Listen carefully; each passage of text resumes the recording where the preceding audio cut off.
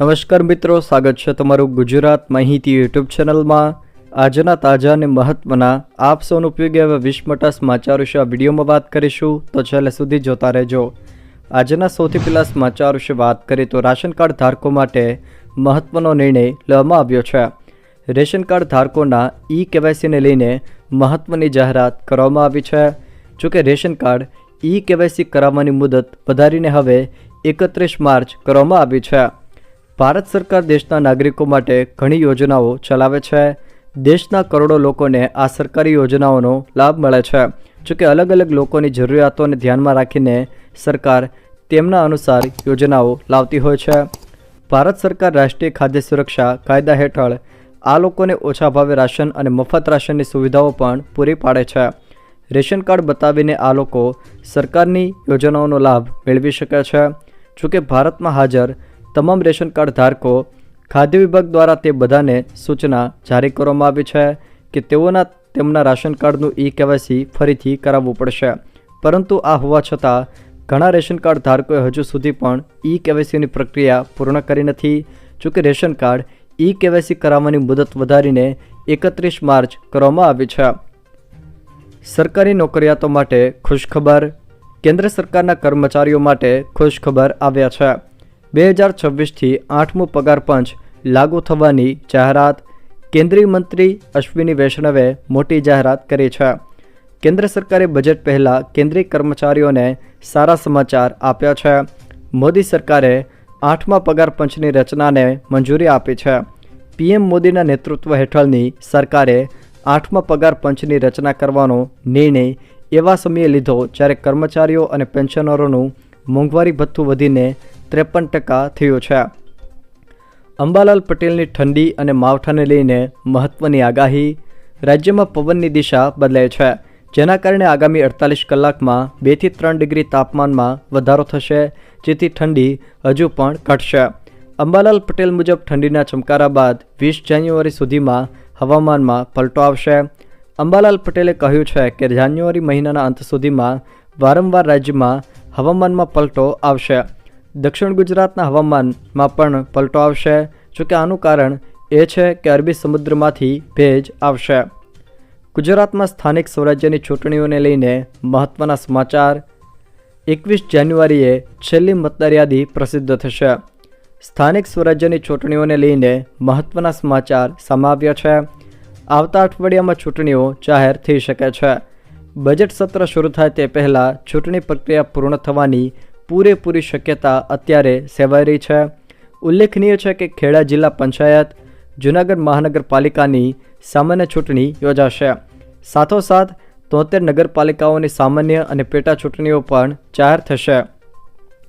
ગુજરાતનો દરિયાકાંઠો 700 કિલોમીટર વધ્યો। Survey of ઇન્ડિયાના લેટેસ્ટ આંકડા મુજબ ગુજરાતનો દરિયાકાંઠો હવે 2340.62 કિલોમીટર થયો છે, જે 1600 કિલોમીટરના અગાઉના આંકડાથી 700 કિલોમીટર વધુ છે। 1970માં આ આંકડો માત્ર 1200 કિલોમીટરનો હતો। જોકે આ વધારો નવી ટેકનોલોજી, જીઓસ્પેશિયલ ટૂલ્સ અને સેટેલાઇટ ઇમેજીસ દ્વારા માપણીને કારણે થઈ શકે છે। દેશના દરિયાકાંઠાની લંબાઈ પણ 7516 કિલોમીટરથી વધીને 11098 કિલોમીટર થઈ છે, જ્યારે પોંડિચેરીના દરિયાકાંઠામાં ઘટાડો નોંધાયો છે। રાજ્યમાં ભૂકંપનો આંચકો નોંધાયો। કચ્છના રાપરના કંથકોટ નજીક ભૂકંપનો આંચકો નોંધાયો છે। 2.9ની તીવ્રતાનો આંચકો નોંધાયો છે। જોકે રાત્રે 10:49 આ ભૂકંપનો આંચકો અનુભવાયો છે। જોકે આ ભૂકંપનું કેન્દ્રબિંદુ રાપરથી 18 કિલોમીટર દૂર નોંધાયું છે। ભિલિસ્તાન મુદ્દે ભાજપના સાંસદ તેમજ પૂર્વ MLA સામસામે। હાલમાં અલગ ભીલ પ્રદેશના મુદ્દે ચર્ચાની ચકડોળે છે। ગુજરાત સરકારના મંત્રી કુબેર ડિંડોર અલગ ભીલ પ્રદેશની માંગ કરનાર ધારાસભ્ય ચૈતર વસાવાને છેતર વસાવા કહી રહ્યા હતા।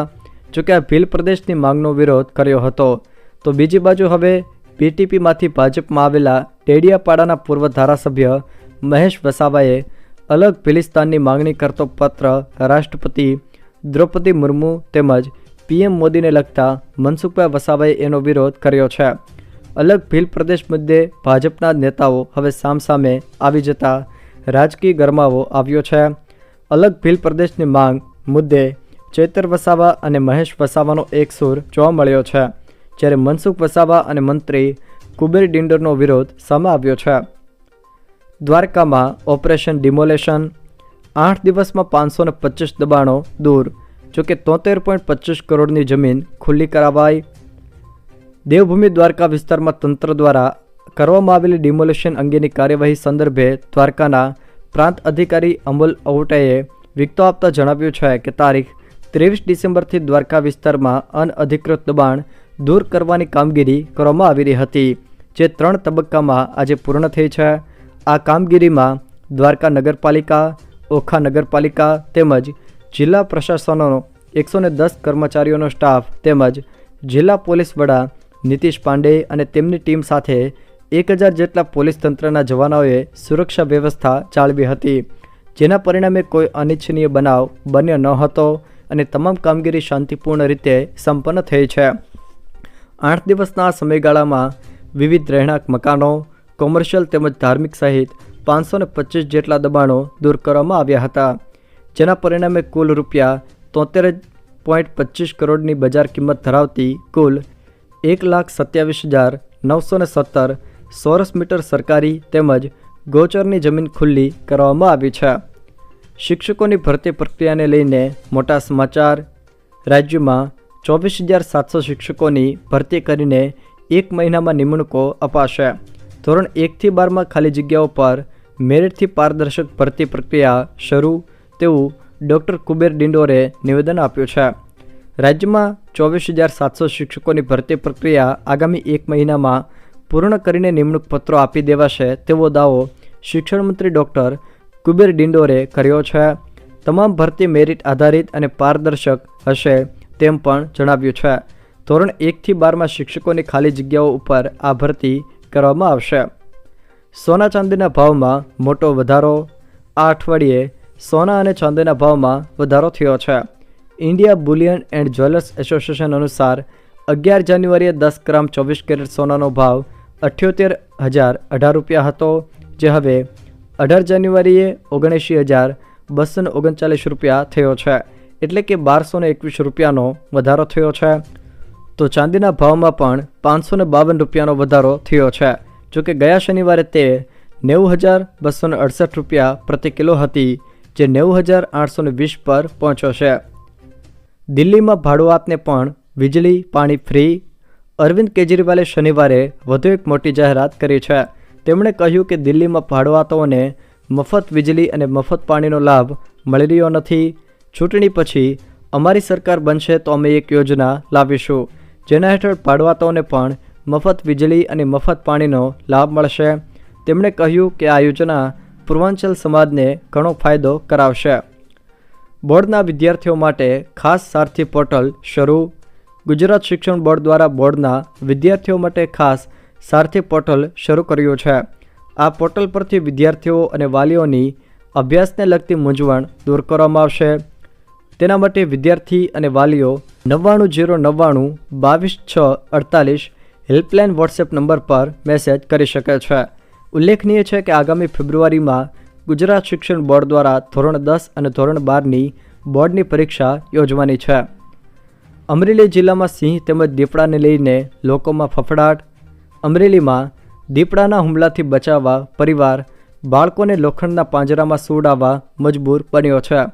અમરેલી જિલ્લામાં સિંહ અને દીપડાના માનવ વસ્તીમાં આંટાફેરા તથા માનવ પર હુમલાના બનાવો વધ્યા છે.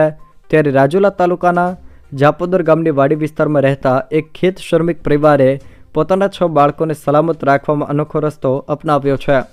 પરિવાર બાળકોને રાતે લોખંડના પાંજરામાં પૂરવીને દરવાજો બંધ કરી દે છે, જેના કારણે બાળકો પાંજરામાં આરામથી નીંદર કરી શકે છે અને આદમખોર દીપડાના હુમલાથી બચી શકે છે.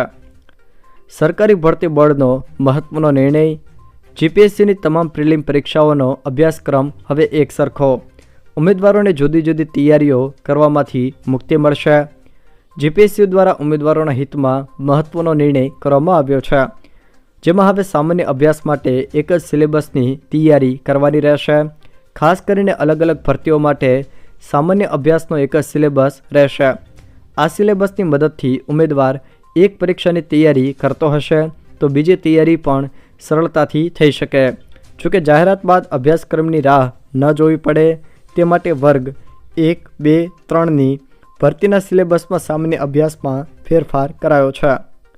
ચેમ્પિયન્સ ટ્રોફી માટે ટીમ ઇન્ડિયાની જાહેરાત.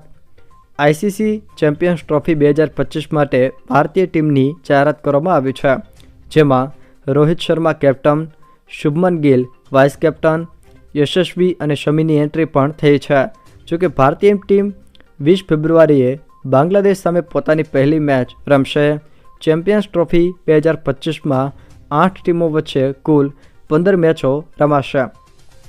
આ ચેમ્પિયન્સ ટ્રોફીના ટીમ ઇન્ડિયાની વાત કરીએ તો તેમાં Rohit Sharma captain, Shubman Gill vice captain, જ્યારે ટીમમાં વિરાટ કોહલી, શ્રેયસ અય્યર, કેએલ રાહુલ, હાર્દિક પંડ્યા, અક્ષર પટેલ, વોશિંગ્ટન સુંદર, કુલદીપ યાદવ, જસપ્રીત બુમરાહ, મોહમ્મદ શમી, અર્શદીપ સિંહ, યશસ્વી જયસ્વાલ, ઋષભ પંત અને રવિન્દ્ર જાડેજાનો સમાવેશ કરાયો છે.